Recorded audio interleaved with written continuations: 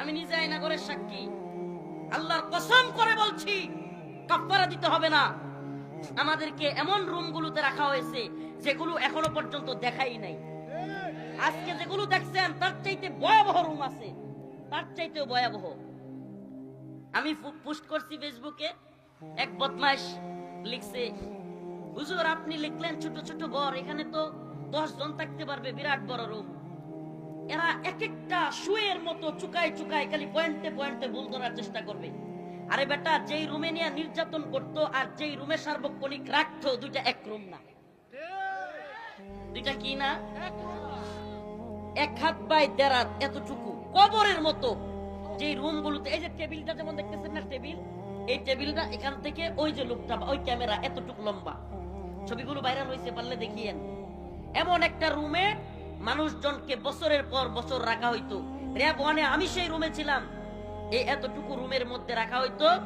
এই রুমের মধ্যে পায়খানা, এখানে খাওয়া, এখানে নামাজ, এখানে গোসল, এখানে সব। কোনো পর্দা নাই। আপনি যেখানে পায়খানা করবেন কোনো পর্দা নাই, উঁচু কোনো ধরনের দেয়াল নাই, এখানেই এখানেই পায়খানা করতে হবে আপনাকে। আল্লাহর কসম করে বলছি, তবু এই আওয়ামী লীগ জাহেলরা, এই জালেমরা এখনো পর্যন্ত এগুলোকেও মিথ্যা বলতেছে। কত বড় নির্লজ্জ আর বেহায়া এদের প্রতি! কি করবেন আপনি এদের প্রতি আফসোস করা ছাড়া? আল্লাহ পাক বলেছেন, খতামাল্লাহু আলা কুলুবিহিম, আল্লাহ এদের অন্তরে সিলমোহর মেরে দিয়েছে। ওয়া আলা সামঈহিম, এদের কানের মধ্যে আল্লাহ সিলমোহর মেরে দিয়েছে। ওয়া আলা আবসারিহিম, এদের চোখের মধ্যে আল্লাহ সিলমোহর মেরে দিয়েছে। এরা দেখেও দেখবে না, শুনেও শুনবে না। অনেক ভুক্তভোগী, আমি তো শুধু নিজে দেখছি এমন না, অনেকের সাথে কারাগারে গিয়ে কথা বলছি। অনেক ভুক্তভোগী, একটা চেয়ার আছে, এটাকে বলে ইলেকট্রিক শক। চেয়ারের নাম কি? ইলেকট্রিক শক দেওয়া হয়।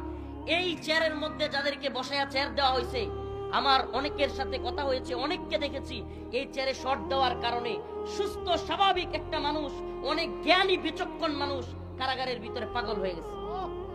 জাহাঙ্গীর ভাই, আমি নাম বলি, কাশিমপুর কারাগার 2-এ আমাদের সাথে ছিল জাহাঙ্গীর ভাই নামে একটা লোক।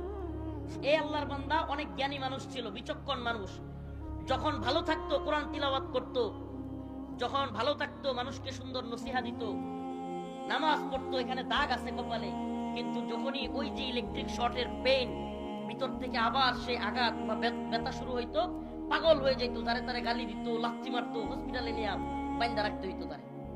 আমি নিজের চোখে দেখছি। আমার পাশের রুমের কুকন ভাই, বাড়ি ওই বরিশালের ওই সাইডে, কুকন ভাই নাম, এই ইলেকট্রিক শর্টের কারণে পাগল হয়ে গেছে। আমার সামনে মানুষটা মারা গেছে, আমার পাশের রুমে।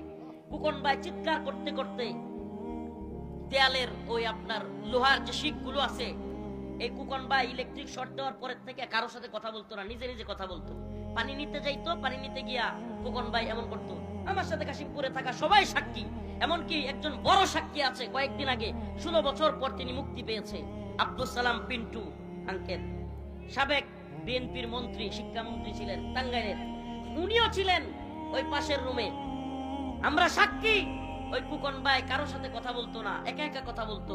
কুকন ভাই কি করতো জানেন? পানি আনতে গেলে বলতো, পানি আনছি, গেছি, খাইছি, এমন করতো সারাদিন। তারা নিয়ে সবাই মজাও করতো, মানে নিজে নিজেই কথা বলতো। পানি আনতে গেলে কাউকে ধরতে দিত না তার পানিতে। এমনকি যে ট্যাপ থেকে সে পানি নিত, ওই ট্যাপটা সাবান দিয়া ধুইতো। আরে কে কারে বোঝায়? ওই ভিতরে সাবান দিয়া, এই প্রতিদিন সাবান দিয়ে আবার তার ইয়ার্ডারে ধুইতো, মানে যেই বোতলটা। এখন বোতল ধুইলে কিন্তু সাবানের পানি গন্ধ হয়, কিন্তু হ্যাঁ এটা কোনো কিছু না, সে এটারে প্রতিদিন ধুইবেই। যদি খালি একবার তার বোতলে শুয়ে দিচ্ছেন, আবার 5 বার ধুইবে, আবার ওই ট্যাপ আবার 10 বার ধুবে, এরকমই করতো সারাদিন। আর নিজে নিজে কথা বলতো, দোয়া হইছে, খাইছি, গেছি, এরকম করতো।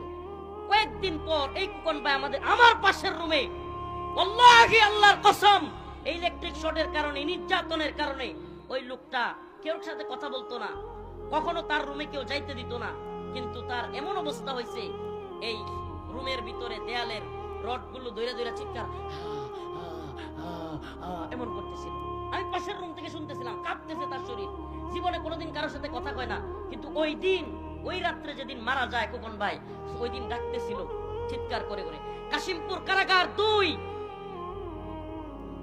60 সেল পূর্ব, রুম নাম্বার, আমার নাম্বার ছিল 39 নাম্বার রুম সহ বলতেছি, এই বদমাশগুলো, এই নির্লজ্জগুলো এরপরেও হাসিনা এবং আওয়ামী লীগের পক্ষে কথা বলবে, এরপরেও, কারণ এদের লজ্জা নাই, এরা বেহায়া, এরা নির্লজ্জ।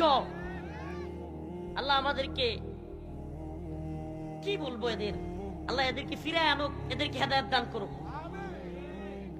নিজের চোখে দেখা অনেক ঘটনা যেগুলো আগে মনে নাই, আজকে আয়নাগর দেখে কলিজা ফাইটে যাচ্ছে। আজকে পোস্ট করছি, আমার অনেক পরিবারের অনেকেও আত্মীয় স্বজন আওয়ামী লীগ আছে, আজকে ফেসবুকে কষ্টে পোস্ট করছি, ওই দিনগুলোর কথা মনে পড়ে গেছে।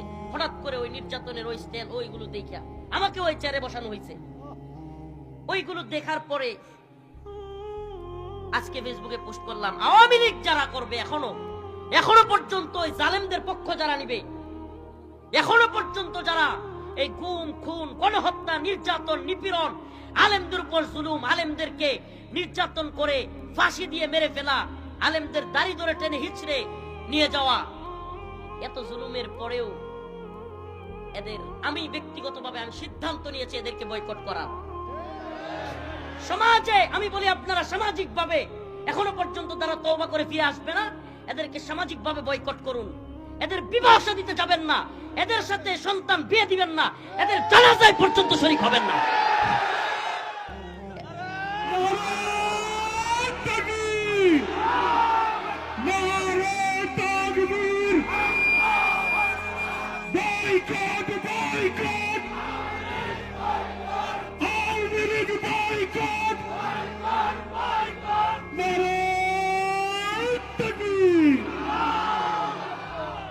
একটা কথাও যদি মিথ্যা বলে থাকি, এই সকল জনতার সামনে বলে গেলাম, আল্লাহর কাছে যেন আমার বিচার হয়।